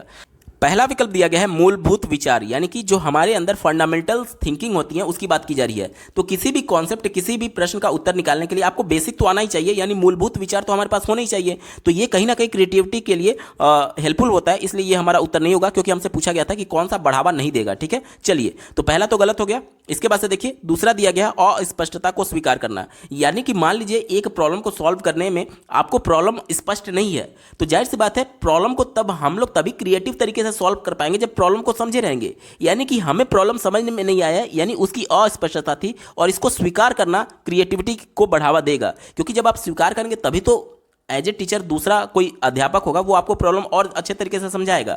यानी कि क्रिएटिव समस्या समाधान के लिए सबसे पहले प्रॉब्लम को समझना जरूरी है, और प्रॉब्लम स्पष्ट नहीं है तो उसको स्वीकार करना इंपॉर्टेंट है, और ये कहीं ना कहीं क्रिएटिविटी को बढ़ाएगा। इस वजह से ये विकल्प भी नहीं होगा, क्योंकि हमसे नहीं बढ़ाने वाला पूछा गया था, निगेटिव सेंस में पूछा गया था। चौथा देखिए सोच में लचीलापन, यानी कि हम अपने थिंकिंग को लेकर के बिल्कुल रिजिड ना रहें कि हाँ इस प्रश्न का एक ही विधि से, इसी माध्यम से मैं प्रश्न को सॉल्व करूंगा। अगर नहीं सॉल्व हो पा रहा है तो मैं अल्टरनेट प्रोसेस अपनाऊंगा, यानी कि सोच में लचीलापन होना चाहिए। ये विकल्प भी क्रिएटिविटी को बढ़ाता है, इस वजह से हमारा उत्तर नहीं होगा। एक ही विकल्प देखिए तीसरा, अभिसारी सोच। अभिसारी सोच क्या होता है कि किसी एक प्रॉब्लम का एक ही तरीके से हम लोग सोच कर रहे हैं कि इसी विधि से हम लोग इसको सॉल्व करेंगे, चाहे प्रॉब्लम सॉल्व हो रहा है या नहीं हो रहा है, हम लोग लगे पड़े हैं कि नहीं इसी विधि का प्रयोग करेंगे। इसी बोला जाता है कि एक ही विचार को बार बार उसी को सोचना, यानी कि अभिसारी सोच, ये केवल एक ही विधि की बात करता है। इस वजह से ये क्रिएटिविटी को नहीं बढ़ाएगा, और चूंकि हमसे यही पूछा गया था कि कौन सा क्रिएटिविटी को नहीं बढ़ाएगा, ऑप्शन नंबर 3 बिल्कुल एप्रोप्रिएट हो जाएगा। अगला प्रश्न पूछा गया था, एक गतिक विषयक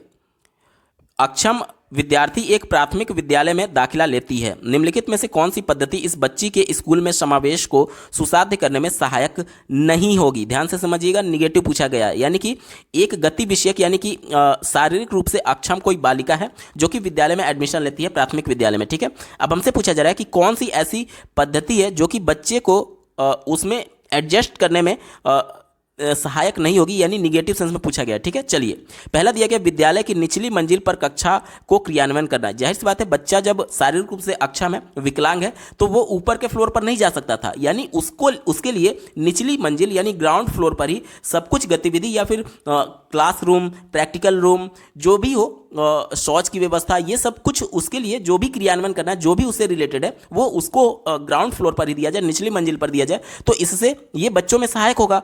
चूंकि हमसे पूछा गया था नहीं होगा, यानी ये निगेटिव पॉजिटिव था और निगेटिव में पूछा गया था, इस वजह से ये हमारा उत्तर नहीं होगा।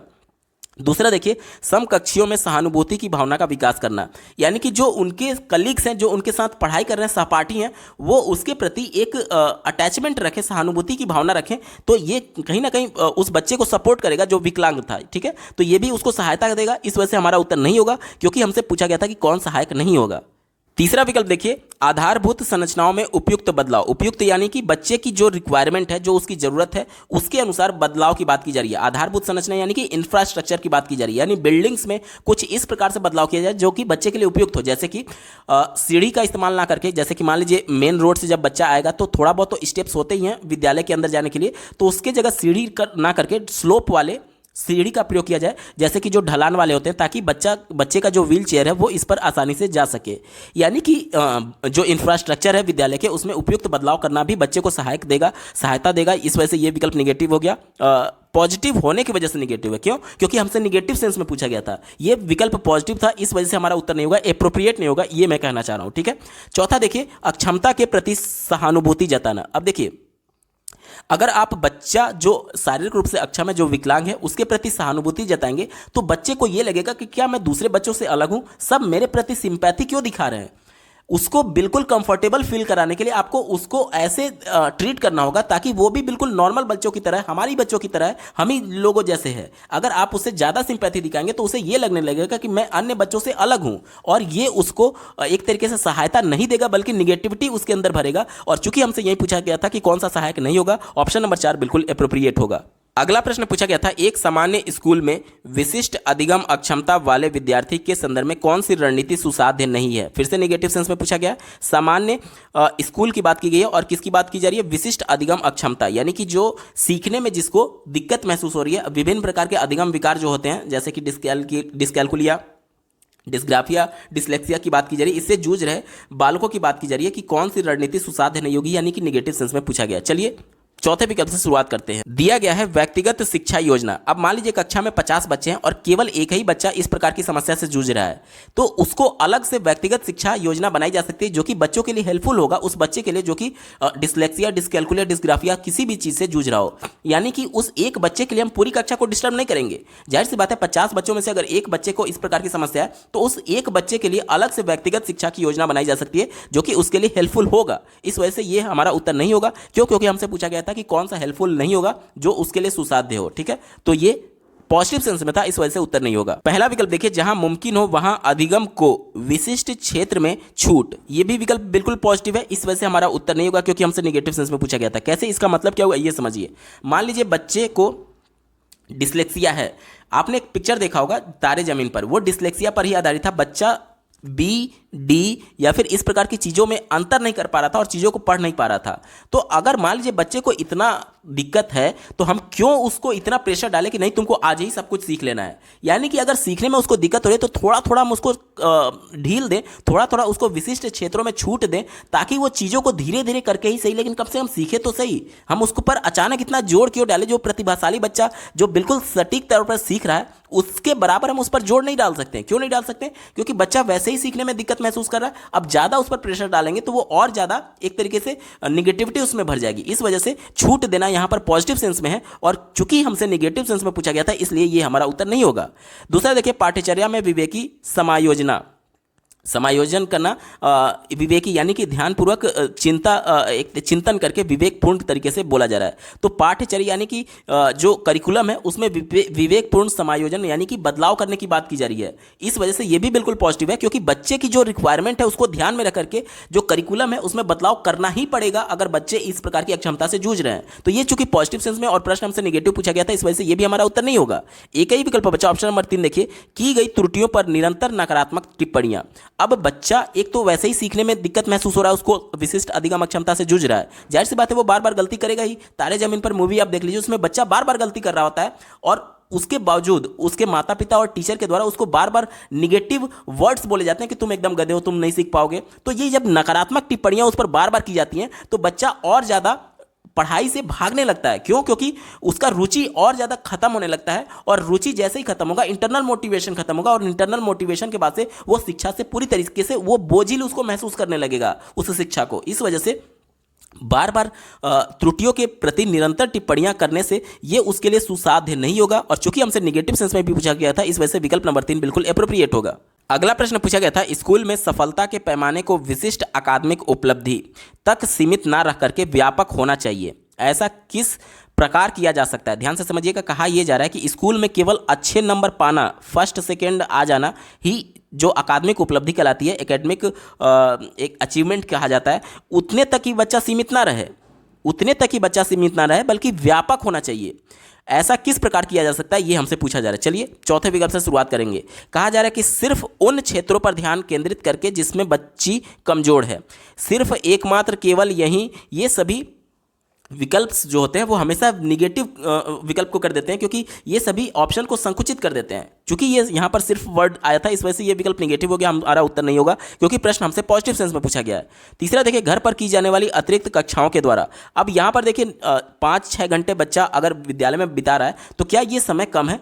एज ए टीचर फिर आपका रोल क्या हुआ जब घर पर ही अतिरिक्त कक्षाओं की आवश्यकता पड़ रही है? एज ए टीचर आप अपना रोल सही से निर्वहन नहीं कर पा रहे हैं, तभी तो घर पर अतिरिक्त कक्षाओं की जरूरत पड़ रही है और ये टीचर की कमी को दिखा रहा है। इस वजह से ये निगेटिव था, हमारा उत्तर नहीं होगा। ठीक है, पहला देखिए, अनुशिक्षण संस्थाओं द्वारा प्रशिक्षण प्राप्त करके। अनुशिक्षण संस्थाओं यानी कि एक तरीके से दूसरे संस्थाओं की बात की जा रही है, कोचिंग्स की बात की जा रही है। तो कोचिंग लेने से एज ए टीचर आप अपना रोल सही से निर्वहन नहीं कर रहे हैं, ये दर्शा रहा है। इस वजह से ये निगेटिव हो गया, हमारा उत्तर नहीं होगा। एक ही विकल्प बचा ऑप्शन नंबर 2 देखिए, सामाजिक सांवेगिक क्षमताओं का विकास करके जो शिक्षा को एक अहम अंग है। अब देखिए, लेव वाइगोस्की ने बताया था कि बच्चे सामाजिक सांस्कृतिक रूप से अंतः करके क्रिया करके ही सीखते हैं, यानी कि यहाँ पर संरचनावाद की ये बात कर रहा है तो ये विकल्प बिल्कुल एप्रोप्रिएट है। इसके अलावा मैं बता दूं कि देखिए, सांवेगिक क्षमताओं की भी बात की जा रही है, यानी इमोशंस की बात की जा रही है, संवेगों की बात की जा रही है। जैसे कि देखिए, अगर बच्चा खुशी की मुद्रा में है तो वो चीज़ों में इंटरेस्ट लेता है और उसका पूरा फोकस अधिगम पर होता है, तो वो अर्थपूर्ण तरीके से सीख सकता है। लेकिन मान लीजिए बच्चा किसी कारण को लेकर के दुखी है तो उसका पूरा फोकस उस दुख के कारण पर होता है, ना कि सीखने पर होता है। इस वजह से उसका सीखना पूरी तरीके से प्रभावित होता है। यानी कि जो सांवेगिक क्षमताएं हैं, जो इमोशंस हैं, उसके विकास करके उसका विकास करके भी शिक्षा में महत्वपूर्ण अर्थपूर्ण बदलाव लाया जा सकता है। यही हमसे पूछा गया था कि व्यापक होना चाहिए, इसके लिए क्या किया जा सकता है, तो ऑप्शन नंबर 2 बिल्कुल अप्रोप्रिएट होगा। ऑप्शन नंबर 2 बिल्कुल सटीक जवाब है। अगला प्रश्न पूछा गया था, निम्न में से किस से एक विद्यार्थी की संरचनात्मक समझ एवं स्पष्टता की पुष्टि होती है। यानी कि माना ये जा रहा है कि कोई एक विद्यार्थी है जो कि संरचनात्मक समझ रखता है, तो इसकी पुष्टि कैसे की जाएगी, ये हम कैसे कंफर्म कर पाएंगे कि हाँ बच्चा संरचनात्मक तौर पर समझ पा रहा है।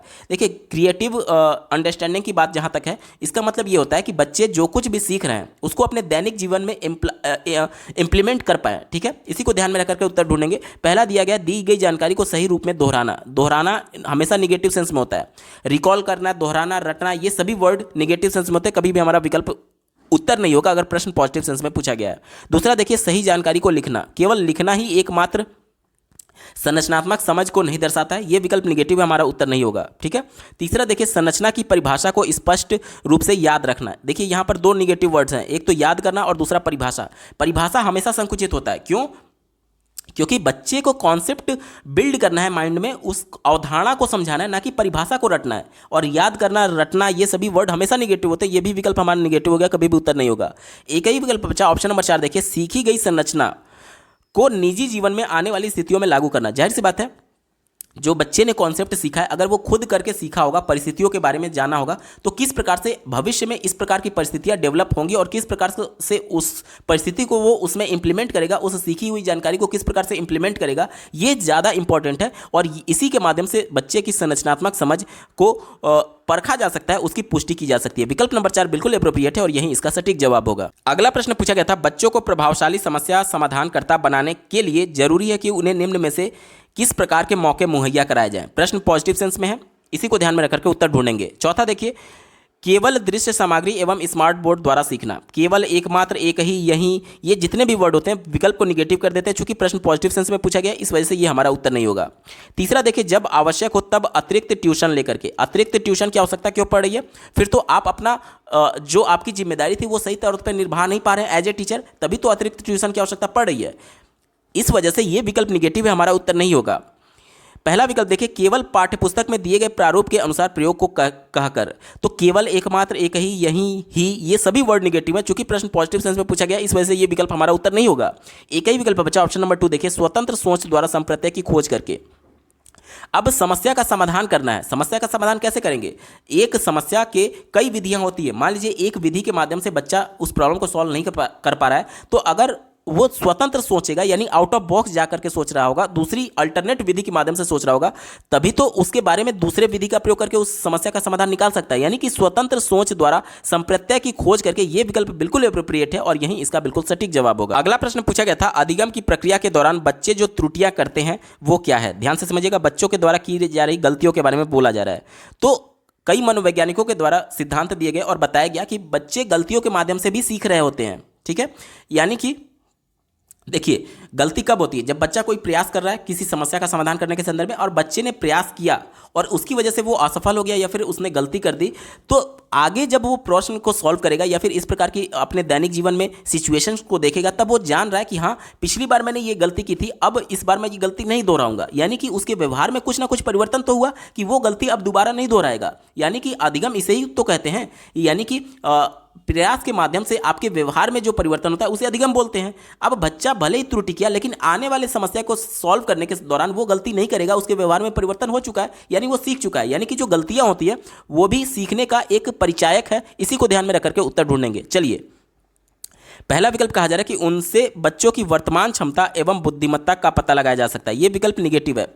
निगेटिव इन द सेंस कि ये बिल्कुल निगेटिव नहीं है, फिर भी मैं स्टार लगा रहा हूँ क्योंकि ये आधे रूप से सच है। कैसे? देखिए, बच्चे त्रुटियां कर रहे हैं, इसके बाद एज ए टीचर आप इसका एनालिसिस करके ये जान तो सकते हैं कि बच्चे कॉन्सेप्ट को कितना समझे हैं, यानी कि उनकी बुद्धिमत्ता का कुछ हद तक पता लगाया जा सकता है और उनकी वर्तमान क्षमता कितनी है इसके बारे में भी पता लगाया जा सकता है। जैसे कि मान लीजिए एक प्रश्न है जिसमें बहुत सारे स्टेप्स थे, आधे स्टेप तक बच्चे ने सही किया और उसके बाद वो स्टेप्स गलत अप्लाई किया, जिसकी वजह से उसका उत्तर नहीं आया मैथमेटिकल क्वेश्चन का।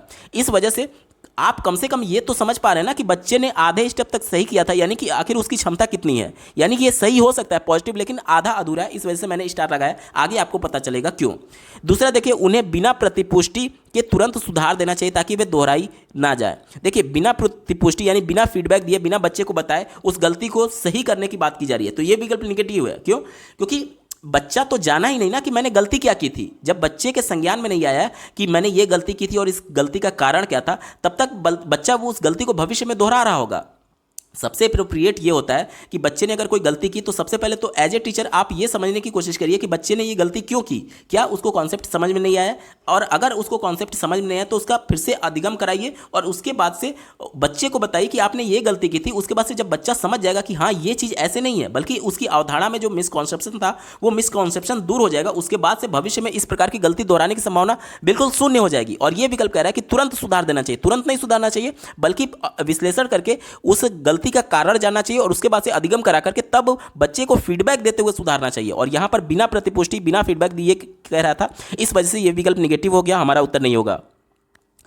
चौथा देखिए, वह अधिगम प्रक्रिया से ध्यान हटाते हैं इसलिए उन्हें तुरंत कम करने की कोशिश करनी चाहिए। यानी कि यह कहा जा रहा है कि त्रुटियां अधिगम से ध्यान हटाते हैं। देखिए, त्रुटियों के माध्यम से हम लोग सीख सकते हैं, जान सकते हैं एज ए टीचर कि बच्चे की समझ कहां तक है, तो ये ध्यान नहीं हटा रहे हैं बल्कि बच्चे के अवधारणात्मक समझ को समझने में एज ए टीचर आपकी मदद कर रहे हैं। तो ये भी विकल्प बिल्कुल एक तरीके से निगेटिव कहा जा रहा है कि तुरंत उसको कम कर देना चाहिए, त्रुटियों को खत्म ही कर देना चाहिए। तो ये प्रैक्टिकली पॉसिबल ही नहीं है। अगर आप बच्चे को कहेंगे कि त्रुटि मत करो तो वो प्रयास भी नहीं करेगा, क्योंकि प्रयास कर रहा है तभी तो त्रुटि हो रहा है, और जब प्रयास ही नहीं करेगा तो वो नया कहाँ कुछ सीख रहा है, अधिगम हो ही नहीं रहा है। इस वजह से ये निगेटिव हो गया। एक ही विकल्प बचा, ऑप्शन नंबर 3 देखिए, उन्हें संज्ञानात्मक प्रक्रिया का सहज एवं स्वीकृत हिस्सा समझना चाहिए। देखिए, पहले वाले पे मैंने स्टार इसीलिए लगाया था कि यहां से आपको यह तो पता चल जा रहा है कि बच्चे को कितना समझ में आया और उसकी वर्तमान क्षमता क्या है। अब इतना जानने के बाद से हम ये कंफर्टेबली समझें एज ए टीचर कि ये सभी जो चीज़ें हैं कि बच्चे जो गलती कर रहे हैं उसे हमको एक्सेप्ट करना है क्योंकि ये संज्ञानात्मक प्रक्रिया का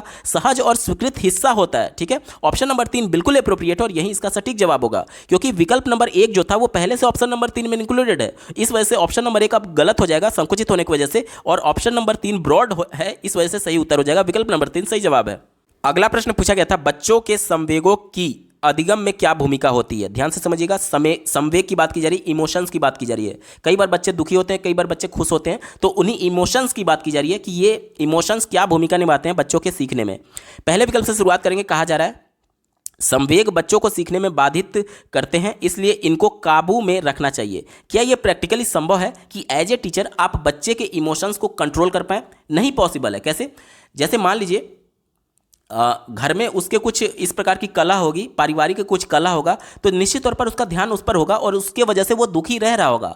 अब आप बच्चे को कितना भी अच्छा इन्वायरमेंट कक्षा में क्यों ना दे दें, उसका ध्यान बार बार अपने घर में कला के प्रति जा रहा होगा। यानी कि इमोशंस को कुछ हद तक हम लोग कम कर सकते हैं लेकिन बिल्कुल कंट्रोल नहीं कर सकते हैं। इस वजह से ये विकल्प कह रहा था कि इमोशंस को कंट्रोल कर लिया जाए, तो ये विकल्प निगेटिव है, हमारा उत्तर नहीं होगा। देखिए, पहला तो इसमें काबू वर्ड की वजह से ये निगेटिव था और दूसरा इस वजह से भी निगेटिव है क्योंकि यहाँ पे बोला जा रहा था कि संवेग बच्चों को सीखने में बाधित करते हैं, यानी कि बाधा उत्पन्न करते हैं। संवेग यानी इमोशंस में आपकी खुशी भी आएगी और दुख भी आएगा। दुख तो जरूर बाधित करेंगे, लेकिन खुशी जो है, जिसमें बच्चा खुश है तो वो पूरा फोकस पढ़ाई पर दे रहा होगा, यानी ये इसमें बाधा उत्पन्न नहीं करेगी।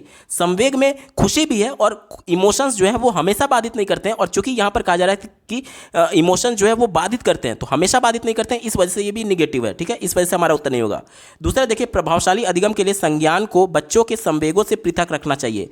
प्रैक्टिकली पॉसिबल ही नहीं है कि बच्चे के संवेग को आप बिल्कुल ही अलग कर दें। इसी वजह से तो आपके सीडीपी में बीएड और डीएलएड दोनों में अलग से संवेगात्मक विकास बच्चों का पढ़ाया जाता है। ये इसीलिए पढ़ाया जाता है ताकि बच्चे किस प्रकार से इमोशंस बच्चे में डेवलप होता है और उसको किस प्रकार से आप काफ़ी हद तक थोड़ा सा उसको कंट्रोल करने पर कोशिश करें। पूरी तरीके से तो आप कंट्रोल कर ही नहीं पाएंगे, लेकिन थोड़ा सा उस पर काबू करने की कोशिश करें और उसको किस प्रकार से पॉजिटिव सेंस में कन्वर्ट करके उसके इमोशंस को पॉजिटिव सेंस में यूज करके उसको अर्थपूर्ण अधिगम कराया जा सकता है। इस वजह से आपको पढ़ाया जाता है बीएड और डीएलएड में संवेगात्मक विकास। ठीक है, ये विकल्प कह रहा है कि संवेगों को बिल्कुल अलग अलग रखा जाए। ये प्रैक्टिकली पॉसिबल ही नहीं है कि किसी के इमोशन को बिल्कुल ही खत्म कर दिया जाए या फिर पढ़ाई के दौरान इमोशंस ही ना आए बच्चे के मन में। तो ये निगेटिव था, हमारा उत्तर नहीं होगा।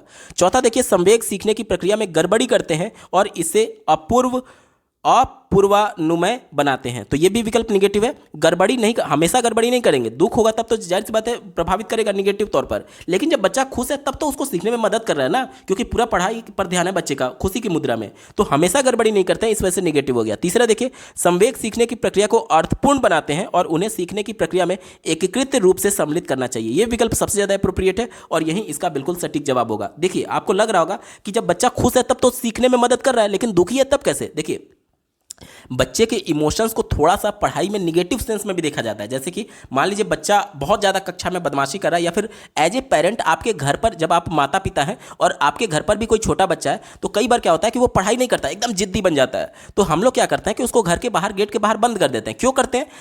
ताकि थोड़ा सा बच्चे में कम से कम इमोशंस, डर भी उत्पन्न होना चाहिए कि अगर मैं पढ़ाई नहीं करूँगा तो मेरे अंदर मुझे दंड दिया जाएगा। और ये दंड शारीरिक नहीं होना चाहिए, बल्कि बच्चे के संवेग के तौर पर होना चाहिए कि एक भय होना चाहिए। देखिए, भय बहुत ज़्यादा जरूरी है बच्चों को कंट्रोल करने में। भय कहीं ना कहीं बच्चों को अनुशासित करता है चीज़ों को सीखने में। तो काफ़ी हद तक नहीं, लेकिन थोड़ा सा बच्चे में भय जरूर होना चाहिए। ठीक है, तो इस वजह से अगर बच्चा ना पढ़ने की जिद कर रहा है तो थोड़ा सा आपके उसके इमोशंस में डर लाना आवश्यक है। या फिर एज ए टीचर आप अगर कक्षा में पढ़ा रहे हैं तो आप कम से कम उसको ये बता सकते हैं कि बच्चे, आप अगर पढ़ाई नहीं करोगे तो आप भविष्य में कुछ अच्छा नहीं कर पाओगे।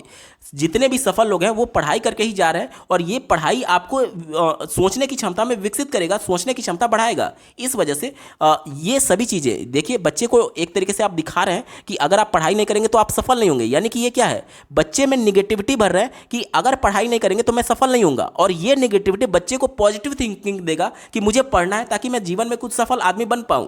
यानी कि इमोशंस जो हैं, चाहे भय हो, चाहे डर हो, चाहे खुशी हो, वो कहीं ना कहीं बच्चे को हेल्प करेगा। और इसी वजह से अर्थपूर्ण अधिगम के लिए ये एकीकृत किया जाना चाहिए बच्चे की शिक्षा में। विकल्प नंबर 3 बिल्कुल एप्रोप्रिएट है और यही इसका सटीक जवाब होगा।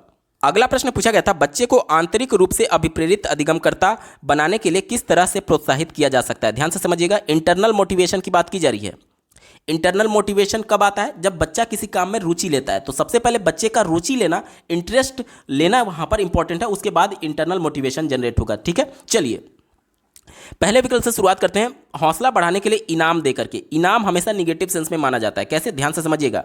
इनाम जो होता है वो एक्सटर्नल मोटिवेशन का काम करता है और शॉर्ट पीरियड के लिए होता है। मैं आपको एक बेहतर उदाहरण दे रहा हूँ। मान लीजिए आपके घर में छोटे बच्चे होंगे 2 से 3 साल, जिनके अंदर अभी नैतिकता नहीं है, लेकिन चीज़ों को समझ पा रहे हैं कि हाँ मेरे को क्या बोला जा रहा है। तो आप अगर अपने घर के छोटे बच्चों को, 3-4 साल का जो बच्चा है, उसको 1 गिलास पानी लाने के लिए बोलिएगा, वो पानी ला करके नहीं देगा, वो पानी कभी भी ला करके नहीं देगा। लेकिन जैसे ही आप उसको बोलेंगे बेटा 1 गिलास पानी लाओ, मैं आपको चॉकलेट दूंगा या फिर ये खिलौना दूंगा, तो बच्चा आपके कहने पर पानी नहीं ला रहा है, वो इनाम की लालच में दौड़ करके भाग के जाएगा और आपको 1 गिलास पानी ला करके देगा। तो वहां पर बच्चा इनाम के लिए आपके द्वारा कहे गए काम को कर रहा था। लेकिन कभी ना कभी तो एक सैचुरेशन पॉइंट आएगा जब उस इनाम यानी उस चॉकलेट से बच्चे का मन भर जाएगा। और मान लीजिए जब चॉकलेट से बच्चे का मन भर गया, तब तो उसी की लालच में वो काम कर रहा था। अब जब वो उसका लालच ही नहीं रहा तो वो काम ही नहीं करेगा। यानी कि इनाम जो होता है वो शॉर्ट पीरियड के लिए होता है, कम समय के लिए होता है, और वो एक्सटर्नल मोटिवेशन का काम करता है, ना कि इंटरनल।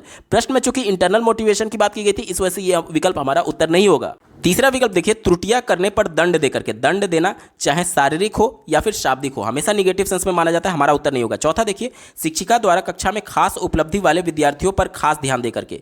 तो खास उपलब्धि यानी जो कक्षा में फर्स्ट आ रहा है, सिर्फ एज ए टीचर आप उसी पर फोकस कर रहे हैं, तो ये समावेशी कक्षा का पूरी तरीके से विरोध है। चाहे बच्चा प्रतिभाशाली हो या फिर कमजोर हो या फिर किसी भी शारीरिक अक्षमता से क्यों ना जूझ रहा हो, सबको साथ लेकर के चलने की बात होती है, किसी से बिना भेदभाव किए हुए। और ये भेदभाव कर रहा है क्योंकि उसी पर केवल खास ध्यान दिया जा रहा है, इस वजह से ये विकल्प निगेटिव होगा, समावेशी कक्षा का विरोध करने के सेंस में। ठीक है, एक ही विकल्प बचा ऑप्शन नंबर 3 देखिए, अधिगम प्रक्रिया के दौरान की गई त्रुटियों को से सीखकर। यानी कि जो बच्चे गलती कर रहे हैं, बच्चे खुद उस गलतियों से सीख रहे हैं, बिना किसी नकारात्मक दंड के डर के बिना। यानी कि बच्चे के मन में ये भावना बनी हो कि मैं भले ही गलती कर रहा हूँ लेकिन गलतियों से मैंने सीखा है और इस गलती के लिए मुझे दंड नहीं मिलेगा। तो जब बच्चे में इस प्रकार की भावना रहेगी तो वो इंटरनली मोटिवेटेड रहेगा। क्यों? क्योंकि वो उस चीज़ों को रुचि ले रहा है, वो गलतियों से भी सीख रहा है। यानी गलती से कब सीखता है बच्चा? जब रुचि लेता है उस काम को करने के संदर्भ में। यानी कि मान लीजिए कोई एक मैथमेटिकल क्वेश्चन बच्चा सॉल्व कर रहा है, एक विधि से बच्चे ने सॉल्व नहीं कर पाया, लेकिन वो उसका अल्टरनेट प्रोसेस ढूंढ रहा था, वो असफल हो गया, फेल हो गया, त्रुटि बच्चे ने करती थी, इस वजह से प्रॉब्लम नहीं सॉल्व हो रहा था। लेकिन अल्टरनेट प्रोसेस खोजने के लिए वो अभी भी इंटरनली मोटिवेटेड है। वो ऐसा क्यों हुआ? क्योंकि उसका इंटरेस्ट ये है कि मुझे प्रश्न को सॉल्व करना ही है और भले ही मैं प्रश्न को गलत कर दिया हूं, मुझे कोई दंड नहीं मिलेगा। ये भावना बच्चे के मन में है। इस वजह से बच्चा इंटरनली मोटिवेशन हो इसके अंदर जनरेट होगा, क्योंकि बच्चा प्रश्न को सॉल्व करना चाहता है, उसके अंदर रुचि है। और मैंने आपको स्टार्टिंग में ही बताया था, जहां पर रुचि होगा वहीं पर इंटरनल मोटिवेशन होता है। विकल्प नंबर 3 बिल्कुल एप्रोप्रिएट है और यही इसका सटीक जवाब होगा। अगला प्रश्न पूछा गया था निपुणता अभिमुखी। देखिए बहुत सारे मिसप्रिंट किए गए थे सीबीएसई बोर्ड के द्वारा, जो पेपर हिंदी में ट्रांसलेट किए गए हैं। तो आप इन सभी चीज़ों को ध्यान से पढ़िएगा और ध्यान से समझिएगा। और जहाँ पर भी अगर आपको दिक्कत महसूस हो रही है तो इंग्लिश वाले प्रश्न की हेल्प जरूर ले लीजिएगा ऑनलाइन परीक्षा के दौरान भी, क्योंकि बहुत सारे इनके द्वारा मिसप्रिंट किए गए थे। ठीक है, 2021 में। इसी का आप उदाहरण देख लीजिए, निपुणता अनमुखी लिखा गया जबकि ये अभिमुखी होता है। ठीक है, यानी इसका मतलब ये हुआ मास्टरी ओरिएंटेड बात की जा रही है, विद्यार्थी में कौन सा गुण होता है। ठीक है, चलिए चौथे विकल्प से शुरुआत करेंगे।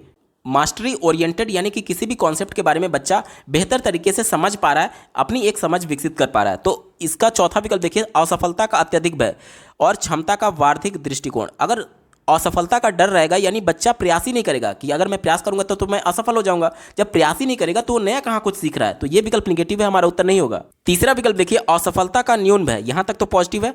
और क्षमता का अटल दृष्टिकोण, अटल यानी कि रिजिड की बात की जा रही है कि मतलब जैसे एक प्रॉब्लम को बच्चा सॉल्व कर रहा है, एक मैथमेटिकल क्वेश्चन को बच्चा सॉल्व कर रहा है, तो उसकी क्षमता को लेकर के वो अटल है, दृष्टिकोण को लेकर के कि मुझे एक ही विधि से प्रॉब्लम को सॉल्व करना है। जब एक ही विधि से बच्चा प्रॉब्लम को सॉल्व करेगा तो ये मास्टरी अभिमुखी नहीं होगा। क्यों नहीं होगा? इसलिए नहीं होगा क्योंकि मान लीजिए उस प्रॉब्लम को सॉल्व करने के एक ही विधि से बच्चा प्रयोग कर रहा है, लेकिन उसमें वो कंफर्टेबल नहीं है और उस विधि को, वो चीज़ों को एक ही विधि से जब बच्चा बार बार अटेम्प्ट करता है तो वो उस चीज़ों को रटने लगता है। ठीक है, तो इससे निपुणता नहीं आएगी, यानी कि मास्टरी नहीं आएगी। ये विकल्प निगेटिव है, हमारा उत्तर नहीं होगा। दूसरा देखिए, असफलता का अत्यधिक भय, फिर से असफलता से डरने की बात आ रही है, निगेटिव हो गया।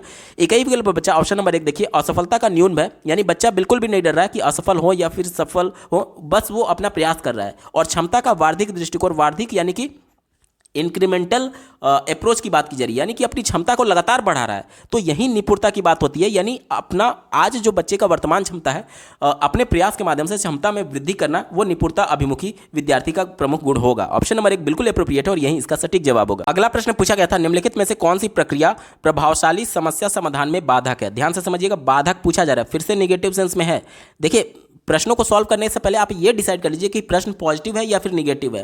प्रश्न यहाँ निगेटिव सेंस में पूछा जा रहा है, तो जो विकल्प निगेटिव होगा वही वाला उत्तर होगा। तो ये चीज़ें अगर आप ऐसे कर लेंगे तो आपको चीज़ों को उत्तर ढूंढने में बहुत आसानी हो जाएगा। चलिए चौथे विकल्प से शुरुआत करेंगे। कहा जा रहा है कि अन्वेषणात्मक रणनीतियों या समस्या समाधान की सामान्य रणनीतियों का प्रयोग करना। अन्वेषण बिल्कुल पॉजिटिव सेंस में, क्योंकि ये संरचनावाद की तरफ इशारा करता है और एनसीएफ 2005 राष्ट्रीय शिक्षा नीति 2020 दोनों अन्वेषण की बात करते हैं, जिसके माध्यम से प्रॉब्लम को सॉल्व करने की बात होती है। तो ये पॉजिटिव सेंस में हो गया, इस वजह से हमारा उत्तर नहीं होगा क्योंकि हमसे निगेटिव सेंस में पूछा गया था।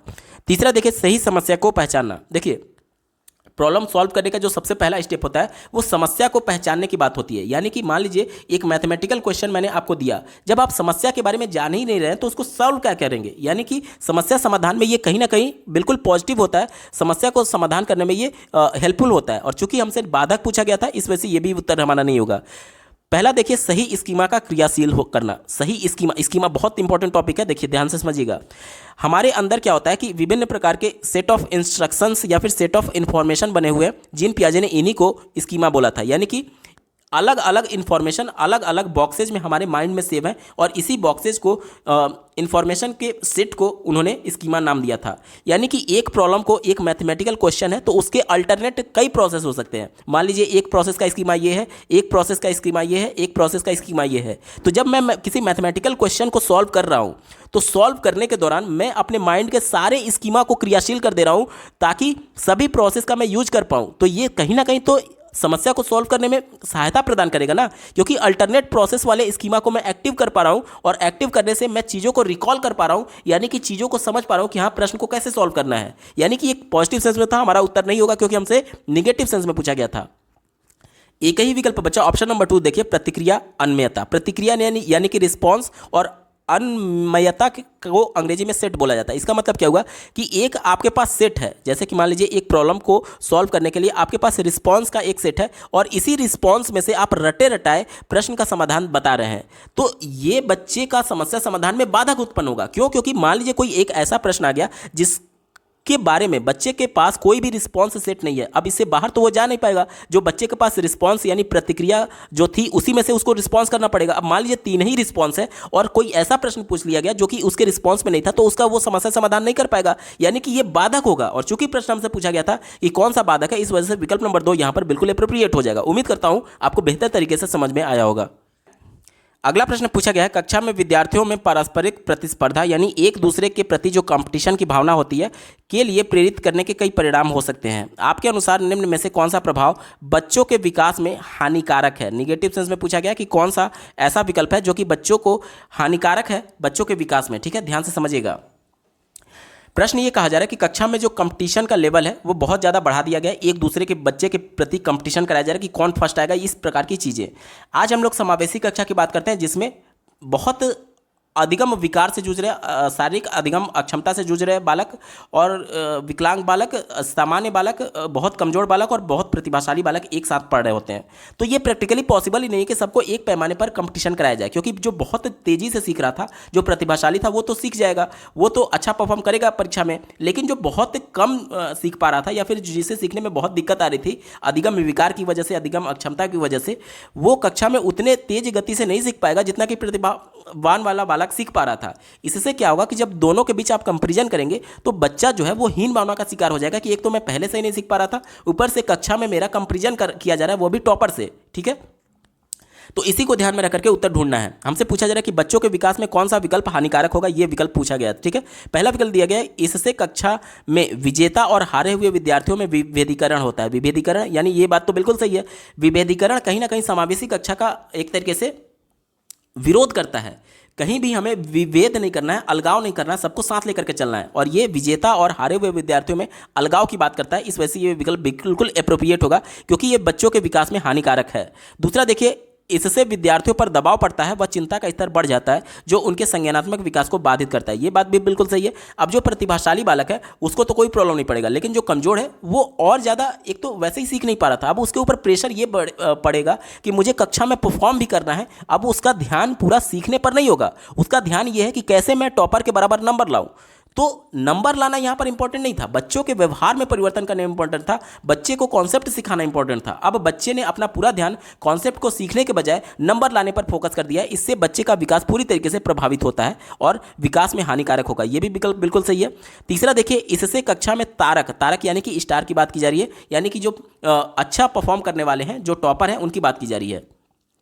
विद्यार्थियों को चिन्हित करने के लिए बढ़ावा मिलता है, जिनकी उपलब्धियों पर स्कूल को गर्व कर सकता है। तो टॉपर की बात की जा रही है, जिसके बलबूते जो स्कूल है वो गर्व अपने ऊपर कर सकता है, स्कूल अपने ऊपर गर्व कर सकता है, ये बोला जा रहा है। तो जाहिर सी बात है, किसी एक बच्चे को आप इतना आगे बढ़ाएंगे और इतना उस पर ये करेंगे कि नहीं देखो वो कितना अच्छा पढ़ाई कर रहा था, वो देखो टॉप कर गया, वो कितना अच्छा नंबर लाया है, इस प्रकार की जो चीज़ें होती हैं, जो कम सीखने वाला है उसके लिए निगेटिविटी उसके मन में पैदा करती है, और ये बच्चों के विकास में हानिकारक होता है। यानी ये भी विकल्प बिल्कुल सही है, क्योंकि एक बच्चे को आप बहुत सराहना दे रहे हैं और दूसरे को आप निगेटिविटी उसके माइंड में भर रहे हैं, उसको गलत, या फिर तुम नहीं सीख पा रहे हो, तुम बहुत कमजोर हो, तुम गधे हो, ये सभी बातें बोल करके। ठीक है, तो ये भी कहीं ना कहीं बच्चों के विकास में हानिकारक होगा। चौथा विकल्प देखिए, इससे विद्यार्थियों को प्रतिस्पर्धिक बाजार केंद्रित अर्थव्यवस्था में ढलने के लिए तैयार किया जा सकता है। यानी कि मार्केट में जो कंपटीशन का लेवल है, जैसे कि बच्चा जब पढ़ाई करके बिजनेस की लाइन में जाएगा या फिर कॉम्पिटिटिव एग्जाम की तैयारी करेगा, तो उसके लिए कहा जा रहा है कि एक तरीके से उसके लिए तैयार किया जा सकता है। तो ये भी बच्चे के लिए हानिकारक है। बच्चा अभी अपर प्राइमरी का है, 6 से 8 की कक्षा में है। इसके लिए अभी बच्चे के लिए इंपॉर्टेंट ये है कि बच्चा अर्थपूर्ण अधिगम कर पाए, कॉन्सेप्ट को सीख पाए, ना कि कंपटीशन। वो तो बात की बात है ना, जब बच्चा मार्केट में आएगा तो वो सभी चीज़ें व्यक्तिगत तौर पर और बाजार के मार्केट के संपर्क में आने से वो सभी चीज़ें अपने अनुभव से सीख सकता है। लेकिन अभी बच्चे के लिए ये इंपॉर्टेंट है कि बच्चे को जो कॉन्सेप्ट बताया जा रहा है, जो उसके लिए अनिवार्य चीज़ें हैं, वो बच्चा सीख पाए। लेकिन कंपटीशन की वजह से वो उसका ध्यान उस पर से हट करके अन्य स्किल्स की बात की जा रही है, जो कि बच्चे के लिए अभी उपयुक्त है ही नहीं। इस वजह से ये भी बच्चों के विकास में हानिकारक होगा। ऑप्शन नंबर 4 भी सही होगा, यानी कि 1, 2, 3, 4 चारों विकल्प इसके सही हैं। दिए गए विकल्प में देखिए ऑप्शन नंबर 3, 1, 2, 3, 4 इसका बिल्कुल एप्रोप्रिएट जवाब होगा। अगला प्रश्न पूछा गया था, अर्थपूर्ण सीखने की प्रक्रिया किससे सुसाध्य होती है। यानी प्रश्न हमसे पॉजिटिव सेंस में पूछा गया है, इसी को ध्यान में रख करके उत्तर ढूंढेंगे। चौथा दिया गया है, केवल विशेषज्ञों की राय दृष्टिकोण के आधार पर, केवल एकमात्र, एक ही, यही, ही, ये सभी वर्ड निगेटिव होते हैं। आपको विकल्प पर विचार ही नहीं करना है। अगर प्रश्न पॉजिटिव सेंस में पूछा गया तो ये हमेशा गलत ही होगा। तीसरा देखिए, संकलित आकलन के लिए की गई पाठ्यचर्या की मांग से। संकलित आकलन की बात की गई थी, यानी कि समेटिव असेसमेंट की बात की गई थी, योगात्मक आकलन की बात की गई थी। एनसीएफ 2005 और राष्ट्रीय शिक्षा नीति 2020 दोनों योगात्मक आकलन को बहुत ज़्यादा पॉजिटिव नहीं मानते हैं। क्यों? क्योंकि संरचनात्मक मूल्यांकन होना चाहिए, बच्चे की सत्र के बीच में मूल्यांकन होना चाहिए अर्थपूर्ण सीखने के लिए। यानी कि एक कॉन्सेप्ट या फिर एक चैप्टर बच्चे को बताया गया, उसके बाद उसमें क्या बच्चे को दिक्कत आ रही है, ये समस्या जानने के लिए सत्र के बीच में बार बार उसका मूल्यांकन होना चाहिए, जिसे सतत मूल्यांकन के नाम से जाना जाता है, जो कि राष्ट्रीय शिक्षा नीति 2020 भी पैरवी करती है। तो संकलित आकलन यानी योगात्मक आकलन निगेटिव सेंस में होता है, हमारा उत्तर नहीं होगा। दूसरा देखिए, विद्यार्थियों द्वारा शिक्षक से प्राप्त ज्ञान द्वारा।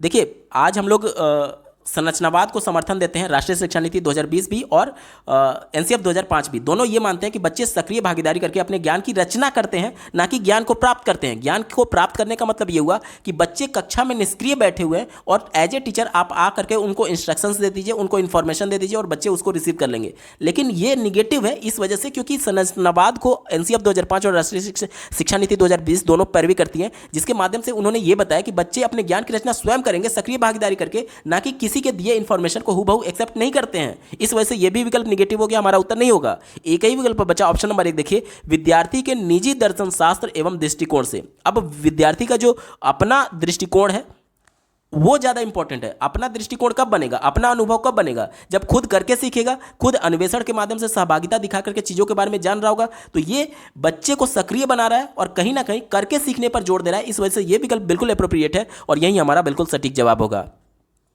दोस्तों, ये पेपर पूरा सॉल्व हो चुका है। आपको ये वीडियो कैसा लगा कमेंट के माध्यम से जरूर बताइएगा, क्योंकि आपका एक कमेंट मुझे मोटिवेट करेगा ऐसे ही महत्वपूर्ण वीडियो लाने के संदर्भ में। अगर आप सीटेट अपर प्राइमरी दिसंबर 2021 के सभी शिफ्टों के सभी सब्जेक्ट्स के कंप्लीट सोल्यूशन को डिटेल में देखना चाहते हैं, इसके अलावा प्राइमरी के सभी शिफ्टों के कंप्लीट पेपर सोल्यूशन को डिटेल में देखना चाहते हैं और सीटेट में पूछे जाने वाले सभी सब्जेक्ट्स के कंप्लीट पेडागोजी को डिटेल में पढ़ना चाहते हैं, तो इस वीडियो के बाद इस वीडियो का डिस्क्रिप्शन जरूर चेक करिएगा। और अगर आप चैनल पर पहली बार विजिट कर रहे हैं तो इसको सब्सक्राइब करते हुए बेल आइकन को जरूर प्रेस कर लीजिएगा, सीटेट, यूपी टेट और सुपर टेट की बेहतरीन तरीके से तैयारी करने के संदर्भ में। इस वीडियो को देखने के लिए आपका बहुत बहुत धन्यवाद। भगवान करे आपका दिन शुभ हो।